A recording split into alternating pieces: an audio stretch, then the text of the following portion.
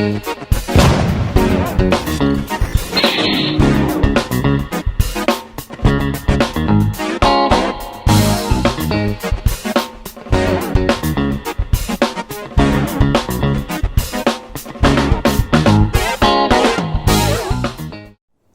everyone and welcome back to Nat's Knackers Yard. Nat here, this is my Knackers Yard. That's Kit, who's awesome and all back together. That's Kermit, who seems to be pretty good now. I came out here, it's quite late on a Sunday. I've not got a lot done today on the bikes, all Christmas prep, like I mentioned on my last video, so the house is all decorated, kids are all happy, yucky da. So what? I was going to come out here and talk about fuel pumps. There's a very good reason behind that, and it's not as boring as it sounds.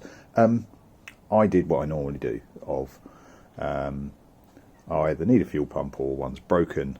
I go on eBay, I find something that I think is reasonable and I buy it. I don't routinely try and buy the cheapest of the bunch, and indeed I try to avoid the cheapest most of the time, but I don't like people taking the piss. And yet on this, it seems wherever you buy a fuel pump from, they all look exactly the same.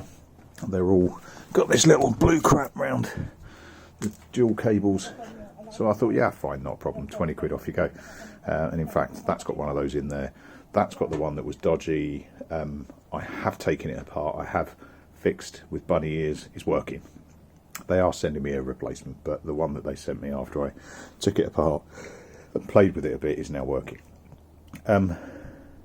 It wasn't really until last night when I started to go through a bit of a YouTubeage, and frankly I tend to do most of my research after I tried, which is a bit of a daft way of doing it. Have a go. If I can't do it, I'll look it up, confirm, go back, do it again.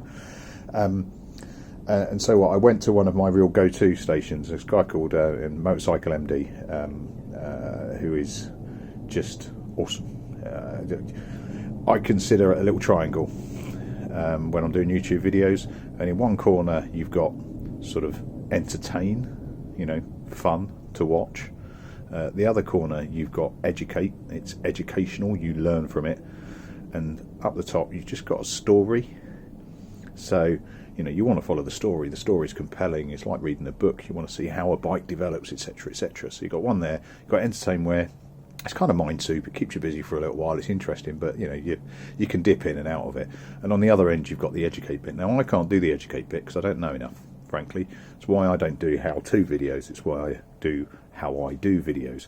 I kind of I'm in this sort of like mind soup, mental chewing gum type territory in the bottom left hand corner, and occasionally if I'm feeling a bit up myself, I'm on the whole follow the story piece, but I kind of cruise that edge there. Motorcycle MD is very much in the educate side. He's teaching you how to do it, and he's my main resource. And he came up with a really good some really good analysis on pumps. I have asked permission if I can use this. He hasn't replied, so I'm going to chuck it in. I'll link him in this, dude. If you've got any problems with it, I'll gladly take it down. I think this should be considered fair use, because you're saying exactly everything I wanted to, with a lot more knowledge behind you. So I'll drop that in here. What is going on, riders? Cody from Motorcycle MD, and welcome to another tutorial video.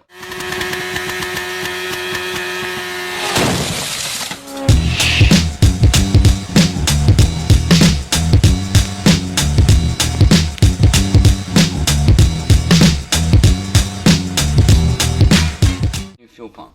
Now, these Honda fuel pumps are not cheap, like 129 up to 180, maybe even more than that in some cases. So before you go and try to find the cheapest part that you can possibly put on your motorcycle, you go to Amazon, hit up fuel pumps. Holy crap, they're $20. I could buy 8 of these things for the price of a Honda one. They are complete trash. I have thrown away hundreds of aftermarket fuel pumps. They don't put out what they should, and they last about a week. So yes, you could replace it 6-7 times. Be my guest to replace your fuel pump on your bike as many times as you possibly want in the lifespan of owning it. A, the job sucks, and B, you're wasting your money. This is a 2007. It's the first time the fuel pump's been replaced. It's only got 12,000 miles on it. Fuel pumps last most of the time when the bike's being ridden much longer than that. But It's a 12-year-old fuel pump. I would love for my fuel pumps to last 12 years or more in most cases. So bite the bullet and buy the factory part. Trust me, it's worth every dollar. And most fuel pumps fail due to the bike not being ridden, gas sitting in the carburetors, gas sitting in the fuel pump, in the fuel filter. All that crap gums up the fuel pump and it can't pump out what it should. So how to avoid things going wrong on your motorcycle? Ride it. So if I've learned one thing from that, it's that not all pumps are equal, and I'll link the full video at the bottom so you can watch the full thing if you feel the need. But the logic is there. Each pump is different, each bike is different, its thirst is different. Its thirst is different at low revs, at idle, and its thirst is different at full revs, i.e. fully hungry. And that's what the pump does, and that's what the relay does in terms of it controls how much fuel it gets on steady running and how much fuel it gets when you give it full beans. I think, I'm no expert, but that's logically how it seems to work for me. A few guys are saying about float heights. Yeah, I'm with you completely. Is it the float heights? Is it the float valves? Is it the little valve on the bottom of the floats? I could get one out and show you, but I can't be bothered. Yes, I'm with you. However, I think we're just gravity feeding it. It was just overloading that. It's a fine system, floats on a carburettor, and I just think if you've got a system that's designed to be pump fed, and you're just blatting fuel down it, gravity fed, I just think it overruns it. So you're right. All of you, or all of you, both of you, there's at least 2 or 3 that commented on it. You're right, I do feel the need to give the carbs a last dose over, particularly after the fuel oil mix fiasco. It's probably got grotty in there. But I don't want to do it yet whilst it's working. What I have done though for this, for Kermit and for Kit, is ordered OEM second-hand, of course, because I am fundamentally tight, but I've ordered the proper fuel pumps for them. So pumps that are designed to react to the relay that's in there to give it the correct amount of fuel when it's idling and when it's going full beans. I have noticed on Kit, since I've swapped over, since the last pump died, so I didn't do it, it wasn't something I did through choice, that if I'm giving it full beans, obviously with the wrong hand, but if I'm giving it full beans, it lags. It's not a lot, but it's enough that I thought a couple of times, oh shit, what's that? Now I think that's me trying to go full beans on a pump that isn't geared for it. You can gear pumps, but you know what I'm saying. That the fuel relay is saying, give it more, give it more, give it more, and it's going, can I, Captain, that's all I got, type thing. Sorry, anyone Scottish, I do apologise for the accent. Yeah, so they're coming. And they're relatively, they're external pumps, so they're relatively simple ins and outs, insertion and instructions. Let's have a quick look at Kermit.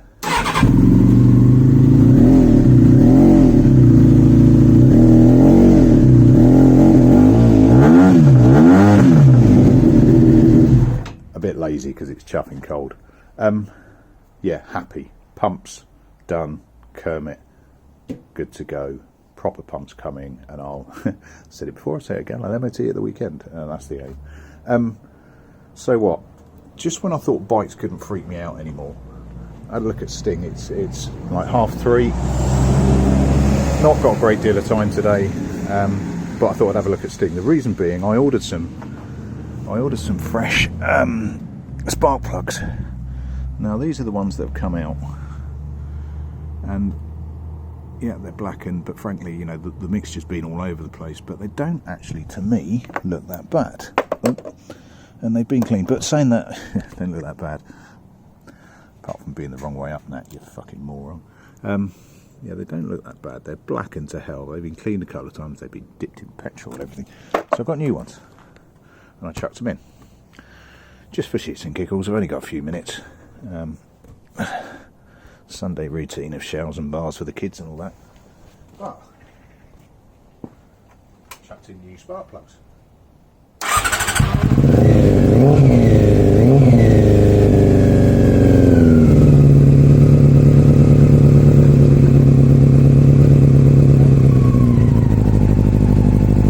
just perplexed. So after all of that, and I know a few people suggested it, and I really should have listened harder. But after all of that, it just wasn't getting good enough spark. It's just mental.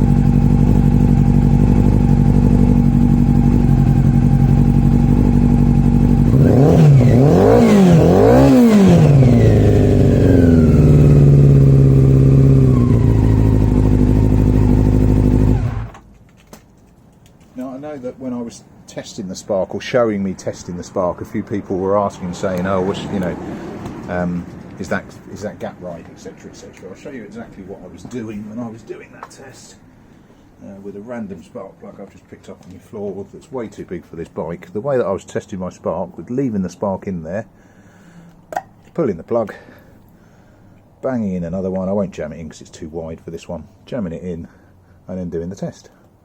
Oh, I've got Spark. Back in. Turn, no Spark, no catch. I obviously had taken them out. I have cleaned them. I have dosed them off, but nowhere near enough. So, lesson learned from that.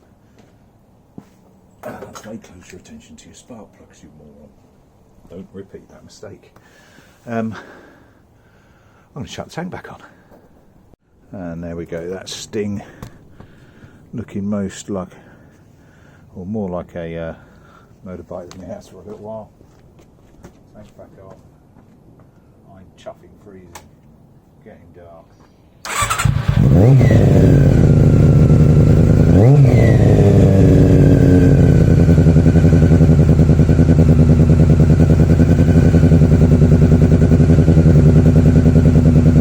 Jobs are good. Idling a bit high, but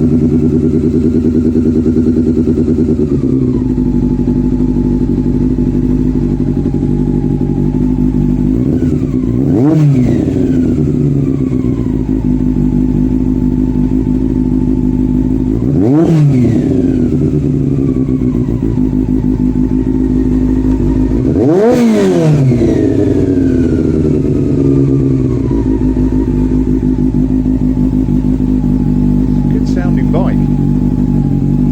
Let's do a few functional. Left indicator, here. Right.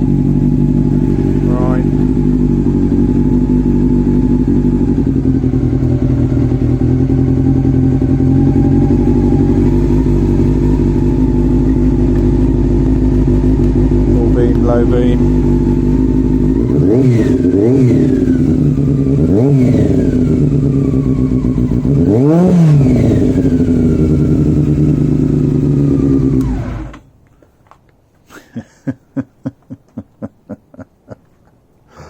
Oh, laugh or cry moment, gentlemen. Always choose to laugh. Happy days. Right. What's next? It's fucking MOT time, isn't it? I'll say it out loud. It'll jinx it. It will jinx it. But yeah, Sting seems happy again. Kermit's happy. Kermit would be happier when he's got the right fuel pump in him that's delivering the right amount of fuel at the right time.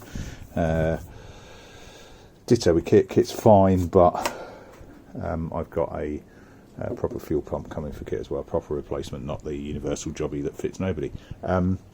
As said before, Cody at Motorcycle MD, if any concerns with me using a snippet of your video, mate, let me know and I'll just cut it out and leave it out. But I think there's an element of fair usage.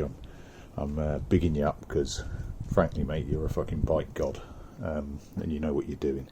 I'm just a tit in a shed, and I've felt very tittish and very sheddish over the last couple of weeks or so. Right, that'll do me for now. Thanks for watching all. Hope you're enjoying this roller coaster ride. I'll catch you later. Ta-da.